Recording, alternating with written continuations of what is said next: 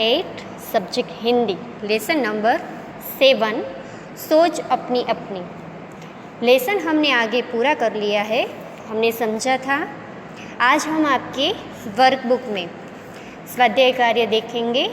आपको आपकी वर्कबुक निकालनी है, पेज नंबर 39। प्रश्न 1 है, नीचे दिए गए चित्रों के आधार पर प्रश्नों के उत्तर दीजिए। आपको 2 चित्र दिए गए हैं, उसी के आधार पर प्रश्न दिए गए हैं। ये चित्र और ये प्रश्न जो दिए गए हैं हमने टेक्स्ट बुक में, यही वो 2 चित्र है और प्रश्न भी वही है। तो इस सब के उत्तर हमने तब लेसन जब हम एक्सप्लेन कर रहे थे तब हमने उत्तर इसके समझे थे। तो आपको आपकी वर्कबुक में प्रश्न नंबर 1 के उत्तर उसी के हिसाब से लिखने हैं। प्रश्न जैसे कि एक है कि दोनों चित्रों में क्या अंतर है, तो आपको चित्र देख के और उन दोनों में से कौन सा अंतर दिखाई दे रहा है वह उत्तर लिखना है। प्रश्न नंबर जो 2 है आपके वर्कबुक में पेज नंबर 42 पर, निम्नलिखित सामग्री के आधार पर प्रश्नों के उत्तर लिखिए। यह भी हमारी लेसन में ही टेक्स्ट बुक में आपकी लेसन में यह सामग्री भी दी गई थी और प्रश्नों के उत्तर भी हमने तब देखे थे। तो उसी के हिसाब से आपको प्रश्न नंबर 2 के उत्तर भी लिखकर पूर्ण करना है। प्रश्न नंबर 3 है आपके वर्कबुक में पेज नंबर 43 पर, उपसर्ग लगाकर शब्द पुनः लिखिए। आपको यहाँ पे कोष्ठक में कुछ शब्द दिए गए हैं और जो नीचे 10 शब्द दिए गए हैं उनमें से एक कोष्ठक में से चुनकर सही शब्द चुनकर पुनः यानी फिर से पूरा शब्द लिखना है उपसर्ग लगाकर। उपसर्ग किसे कहते हैं? तो उपसर्ग वे शब्दांश है जो सार्थक शब्दों से पूर्व जुड़ने पर अर्थ में परिवर्तन ला देता है, यानी कि जो शब्द है उसके पूर्व यानी कि आगे लगाने से वह शब्द में परिवर्तन कर देता है। जैसे हमारा पहला शब्द है भिन्न, तो कोष्ठक में से आप सही उपसर्ग चुनना है, तो भिन्न के आगे कौन सा शब्द लगाएंगे? वि, तो नया शब्द बनेगा विभिन्न। इसी प्रकार से दूसरा शब्द है हमारा देश, तो कोष्ठक में से आपको चुनना है शब्द, तो कौन सा आएगा उसमें भी? विदेश। वि शब्द उपसर्ग लगाना है तो नया शब्द बन जाएगा विदेश। इसी प्रकार से बाकी के शब्दों में सही उपसर्ग चुनकर लिखना है। प्रश्न नंबर 4 है, प्रत्यय लगाकर शब्द पुनः लिखिए। अब इसमें कोष्ठक में आपको शब्द दिए गए हैं, प्रत्यय दिए गए हैं। अब प्रत्यय किसे कहते हैं? तो ऐसे शब्दांश जो शब्दों के अंत में जुड़कर नए शब्दों का निर्माण करते हैं।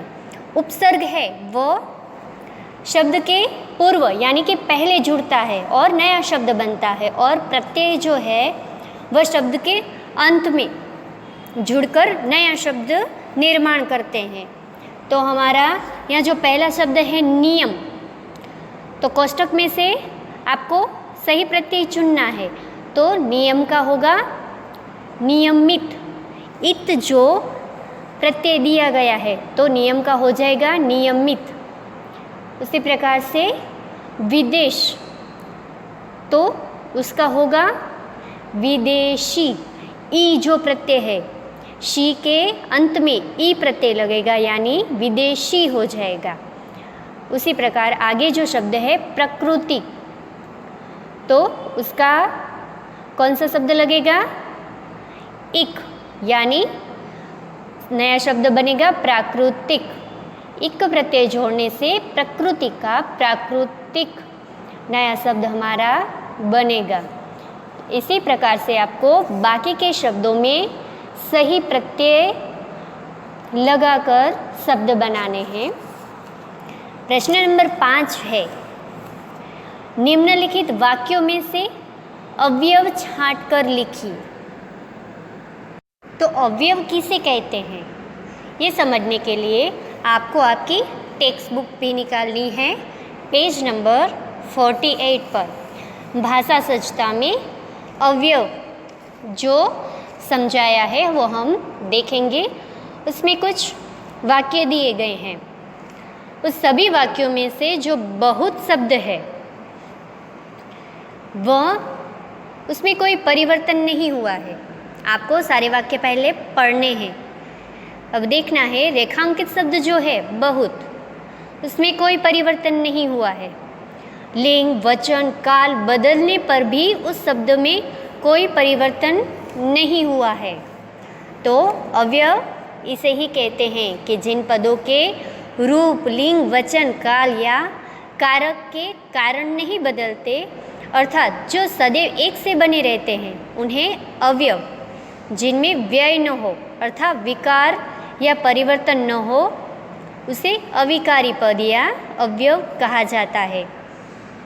अब आपको नीचे भी कुछ वाक्य दिए गए हैं जो गाढ़े शब्द दिखाई दे रहे हैं। उसमें एक जो शब्द है कि धीरे धीरे, सभी वाक्य में ये शब्द है, वाक्य सभी में अलग है। हम वाक्य देखते हैं कि एक लड़का धीरे धीरे चल रहा है। दूसरा वाक्य है एक लड़की धीरे धीरे चल रही है। कुछ लड़के धीरे धीरे चल रहे हैं। बहुत सी लड़कियां धीरे धीरे चल रही है। मैं धीरे धीरे चल रहा हूँ, हम धीरे धीरे चलेंगे। अब ये सभी जो हमने वाक्य देखे, तो लिंग बदल जाती है, वचन बदल जाता है, काल भी बदल गया है, पर जो ये शब्द है धीरे धीरे, उसके अर्थ में कोई फर्क नहीं पड़ा है, कोई परिवर्तन नहीं हुआ है। तो यानी ये जो धीरे धीरे शब्द है वह है अवयव। आपकी टेक्स्ट बुक में पेज नंबर 49 पर ये अवयव शब्दों की सूची भी दी गई है, जैसे कि और, तथा, अथवा, या, वाह, अहा, कल, अधिक, धीरे धीरे, ऊपर, ये सारी जो शब्द है वह अवयव शब्द की सूची बताते हैं। और उसी में आपको एक एक्सरसाइज दी गई है कि कुछ वाक्य दिए गए हैं, उनमें से आपको अवयव ढूंढने हैं। वही हमारा वर्कबुक में प्रश्न नंबर 5 है। तो आपको इनमें से अवयव छांटकर लिखने हैं। पहला हम वाक्य देख लेते हैं। उमंग और स्मित घर चले गए। अब इन शब्द में से कौन सा शब्द आएगा? अवयव। हमने अभी देखा और जो शब्द है वह अवयव है। तो इसी प्रकार से आपको ये प्रश्न नंबर 5 का उत्तर लिखना है। आगे आपकी वर्कबुक में पेज नंबर 44 पर प्रवृत्तियां हैं। एक है कि निम्नलिखित विषय पर अपनी कक्षा में वाद विवाद स्पर्धा का आयोजन कीजिए। तो अभी कक्षा में हम पढ़ाई नहीं कर रहे हैं, पर आप अपने भाई बहन के साथ भी ऐसे वाद विवाद यानी कि चर्चा कर सकते हैं कि मोबाइल फ़ोन, इसमें से विषय भी दिए गए हैं कि मोबाइल फ़ोन लाभ या हानि। तो मोबाइल के कितनी उपयोगिता है और उससे क्या क्या हानि भी होती है, तो इस प्रकार से आप चर्चा भी कर सकते हैं। दूसरी जो प्रवृत्तियां हैं कि उपर्युक्त विषयों में से किसी एक विषय पर लगभग 15 पंक्तियों में निबंध लिखिए।